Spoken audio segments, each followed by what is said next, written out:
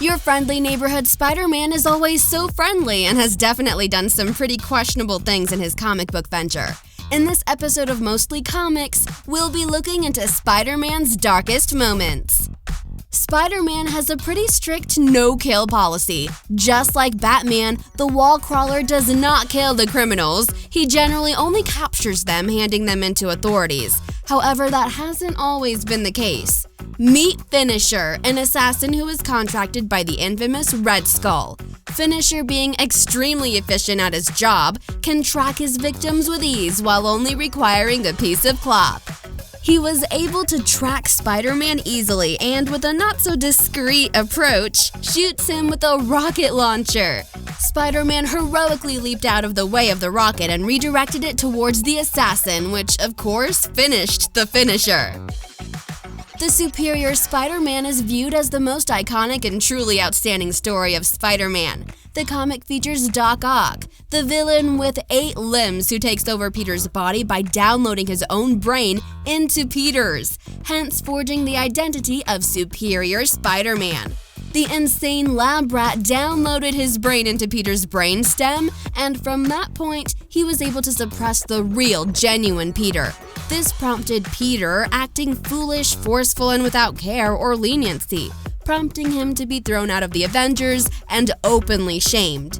Peter eventually was able to take back his own body from Doc Ock's control. However, this led to a lot of disruption with his reputation, which couldn't be reversed. This has been known to be a real vital moment in the history of Spider-Man, that is the death of Gwen Stacy. Not only can it be seen in the comics, it was also seen in The Amazing Spider-Man 2. When the notorious Green Goblin threw Gwen off a ledge, Spider-Man rapidly tried to take control of the situation by saving Gwen from the lengthy fall. The web crawler made use of his expertise by shooting out a web that stuck to Gwen's back, which stopped her from ending up like a pancake on the concrete. However, this came as a setback for readers, and for Gwen, as the whiplash from the sudden stop led to the breaking of her neck, killing her on the spot.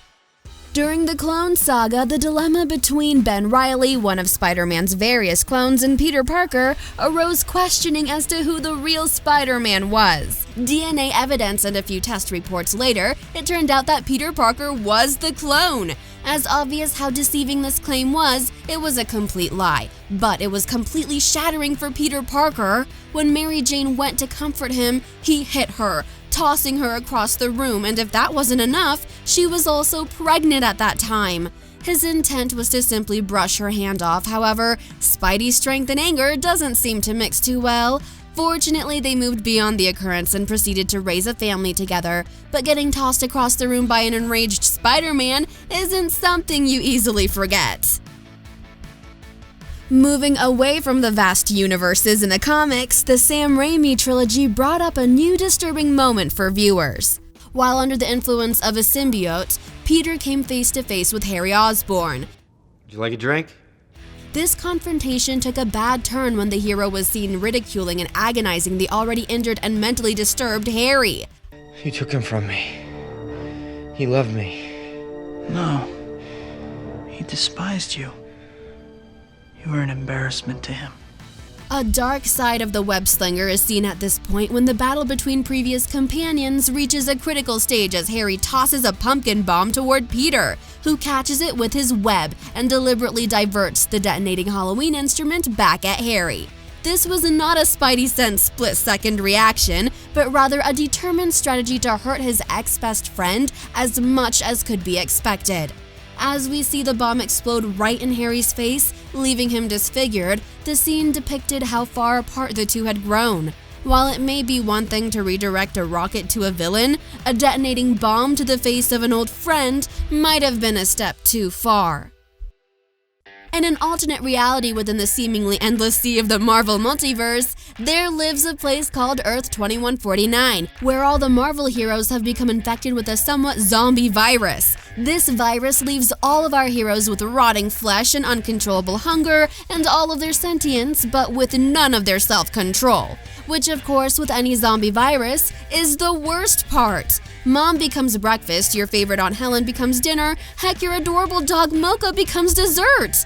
Spider-Man, swinging his way home with the effect of the virus kicking in, comes to warn his Aunt May and wife about the spreading disease. As he tries to do so, he completely loses control and eats them alive. His guilt over murdering his wife and aunt would torment the zombie Peter through the comic's run until his last appearance in the story, where he pulled off his own face to avoid seeing his previous self. In yet another story of darkness from Spidey's history, and what seems like a horrible joke to tell someone, Peter gives his girlfriend Mary Jane cancer through sex.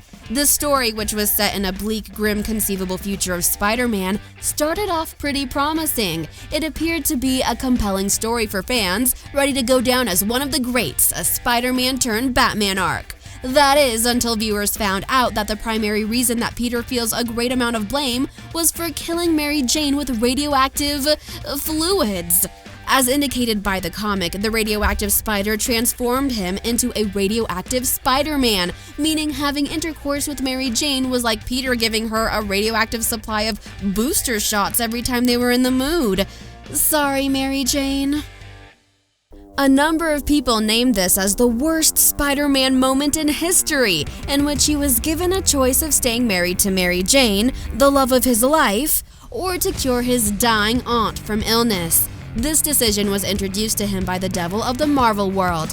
At a certain point, Jesus Christ himself descended from heaven to advise Peter to release his Aunt May so that she could attain eternal peace. I mean, she has been through a lot. Deliver us! Finish it! Finish it! Peter, however, took the deal, exchanging his life with Mary Jane for his aunt's well-being. A move that pretty much pressed the reset button on a few parts of his own life. While the decision to save Aunt May came as a little astonishment to readers of the comic, it went down as one of the darkest ones too. Possibly one of the darkest moments in Spidey's history was in the 80s when PSAs were all the rage. It was pretty common for a comic book character telling you to stay away from drugs, sex, and rock and roll. One such PSA comes to us in Spider-Man and Power Pack, a comic that unquestionably had good intentions with its message against sexual abuse. What it did was stun numerous readers in a scene where a youthful and weak Peter is molested by a family friend. While no explicit content was revealed, it became clear what young Peter had been through. This has undoubtedly helped a few abuse survivors feel less alone.